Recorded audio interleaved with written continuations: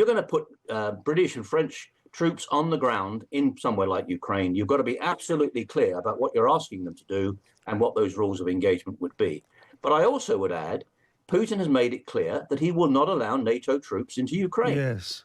Everybody's just assuming, including our Prime Minister, who I endorse what you said earlier. I think the Prime Minister's been doing a fantastic job over these last few days. But everybody's just assuming that British and French can move in there and the Russians will accept it. I can't see that happening, personally. This is The Times at 1 with Andrew Neil.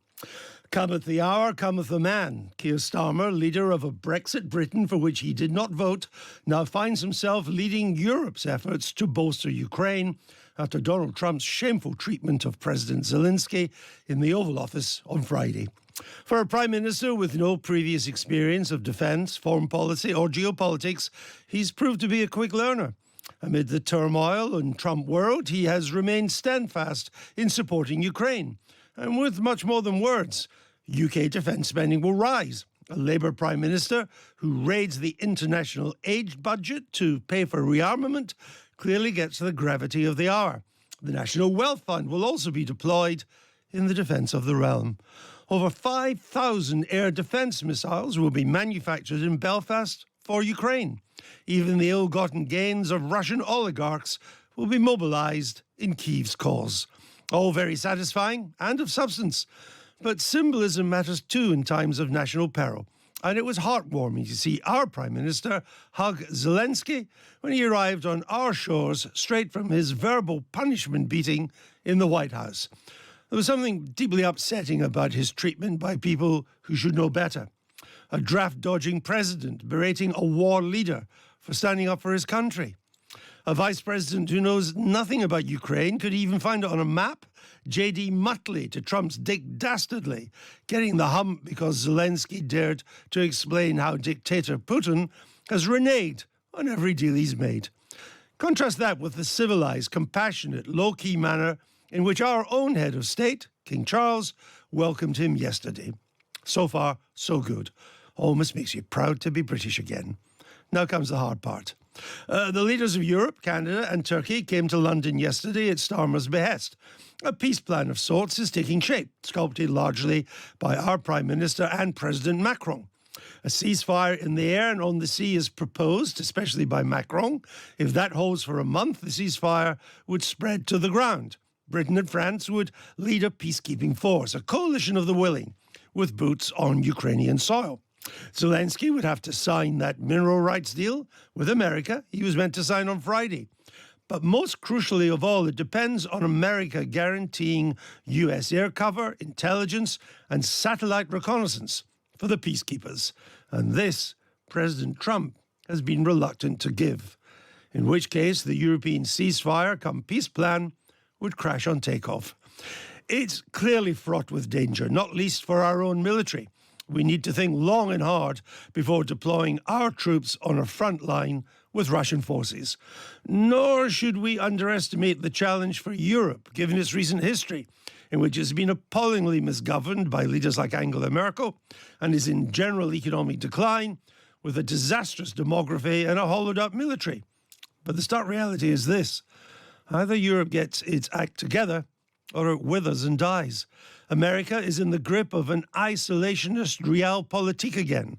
Much more than just Ukraine is at stake. In Trump's worldview, China gets to dominate much of the Pacific, Russia dominates Europe, especially the East, and the US reigns supreme across the Americas, including Canada and Mexico. Not so much brave new world as a return to a brutal old world of power politics, and might is right.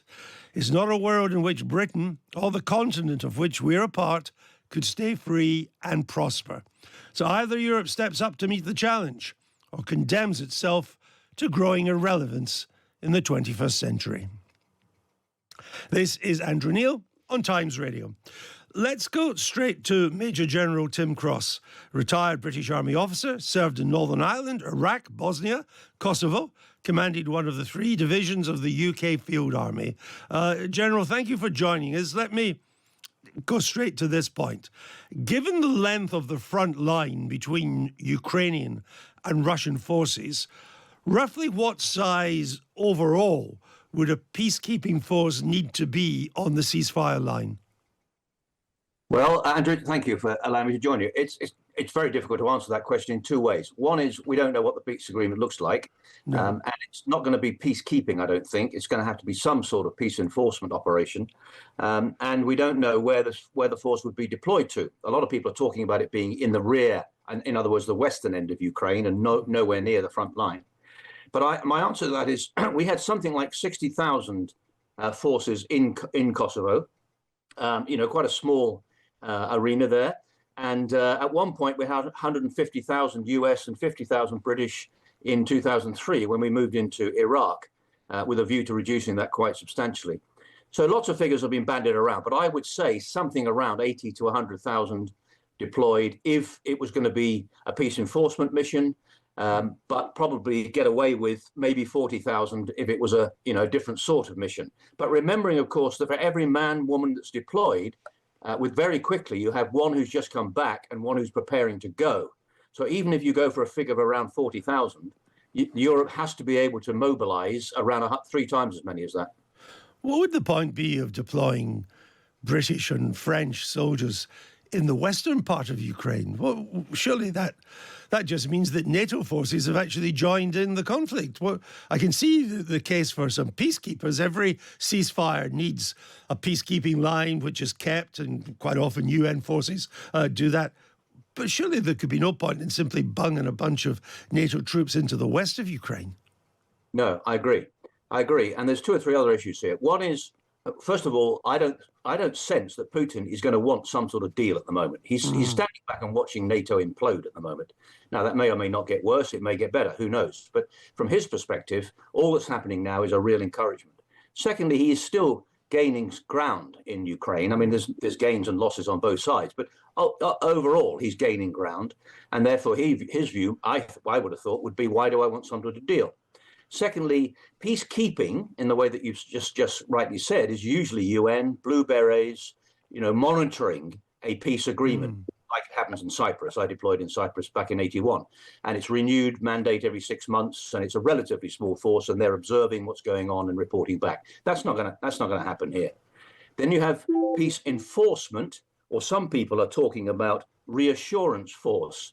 Well, these words are interesting intellectually, but ultimately the key issue is, what are the rules of engagement? And if you're going to put British and French troops on the ground in somewhere like Ukraine, you've got to be absolutely clear about what you're asking them to do and what those rules of engagement would be. But I also would add, Putin has made it clear that he will not allow NATO troops into Ukraine. Yes. Everybody's just assuming, including our Prime Minister, who I endorse what you said earlier. I think the Prime Minister's been doing a fantastic job over these last few days. But everybody's just assuming that British and French could move in there and the Russians will accept it. I can't see that happening, personally. We read so much about how hollowed out our military forces are, and particularly the army. I think it's often said, smallest British army since the Napoleonic Wars. Do we have the material, the military resources and manpower to deploy and sustain a peacekeeping force at the scale that we ourselves would be required to contribute? I think we would struggle. But again, without being, I don't want to keep going back to the same ground, but it does depend what the force is there to do. Yes. I think the point you were saying, if we had 10,000 British troops as part of the overall peace contingent, I think the point you alluded to earlier is you'd still need a lot more than 10,000 as backup and to rotate. Yeah. Absolutely. You need basically 3 times as many as on the ground. You then need the material stocks, the logistics, all the stuff that goes with a deployment. You need to have that available. And, the bottom line is we would struggle to put more than around, I would have thought, 10, 15,000. We don't have the ability that we used to have to put a high-intensity war-fighting division on the ground to conduct peace enforcement operations and use force if necessary. And I think, we would struggle. Now, again, there's been an increase in defense spending, but it's relatively small bucks. It's not going to happen in 27. It's going to take a long time for that to begin to fill the holes that are undoubtedly there. And this has not just happened in the last few years. This has been going on for, 2-3 decades. So we're going to struggle here. Now, the Prime Minister is clearly determined that if we're allowed to do it, he will put people on the ground. But how long is this thing going to last? Yes.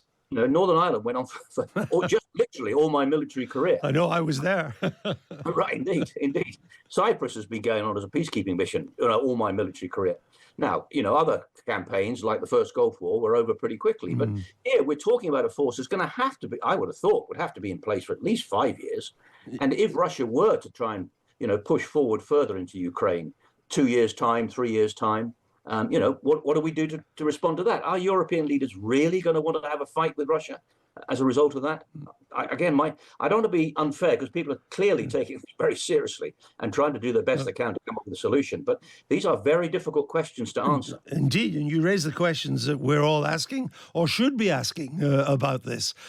It's being said that the British and French forces would take the lead, others joining a coalition of the willing, to recreate an old George Bush phrase. How much military collaboration is there already between Britain and France? Quite a lot. I've worked with the French in the Balkans. We have very good relationships between our training academies, for example, for Sandhurst and Saint-Cyr. And we have worked with the French quite a bit. And we work with other nations too. We've got good relationships with many other nations within NATO, countries like Denmark and indeed Germany and so forth. But the key issue here, again, Andrew, if I may, is that we talk about being a lead nation. What does that mean? Well, in the past, America has always been a lead nation, Yes. and it has provided the enabling infrastructure to allow this force to, carry out what it's going to do. If we, the UK, are going to be the lead nation, that carries with it a lot of additional responsibilities. Others will do their best to help, but in terms of some of the things you've touched on, intelligence and secure communications and strategic lift and all sorts of other stuff. So being a lead nation carries with it some pretty important responsibilities. The relationships with these other armies are good, but we do have different doctrine. We do use different weapon systems, and working alongside other nations always carries with it frictions. I mean, I've seen that in the Balkans. I've seen it, elsewhere over the years that I served. So it's not impossible, and the relationships clearly are pretty good, and people would want to work well together. But it's just communicating in different languages. I mean, in the Balkans, originally orders were given in English, then translated into French, and in the French sector they were then translated into Spanish, and other national languages. So there's all sorts of frictions that would emerge. Could you explain to our listeners the importance of what's being called the American backstop? Because it seems that without, and there's no indication yet that Mr. Trump would agree to it, but it would seem that without this backstop, none of what we're talking about could go ahead. I think that's right. I mean, ultimately, the backstop is Article 5 and the ability or the determination and the agreement that if there were to be an exchange of nuclear weapons, for example, that America would, Article 5 would respond at that level, extreme left of the spectrum, if you like. But the backstop has to be an agreement that if Russia were to continue to use force, break any sort of peace support, peace enforcement, peacekeeping agreement, whatever it looked like, that America would be prepared to step in and use military power, hard power, to bring that to some sort of conclusion. And the way we're looking at it at the moment, it's pretty clear that President Trump is not prepared to agree to that. I mean, we've got hard power, which is the military stuff we're talking about. Obviously, alongside that is the smart power stuff, the diplomacy and the development, because a lot of work's going to have to go into Ukraine in terms of, development and support and so on. That collective, that trilogy, as I call it, is smart power. And the bottom line is America doesn't seem to be, wanting to provide much of that.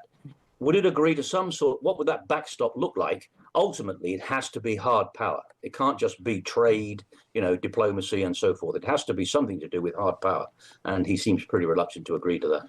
Well, there seem so many hurdles in front of it. I'm not really sure it's actually going to happen. But it's been useful to go through the issues with you. Major General Tim Cross, thank you for joining me on Times Radio.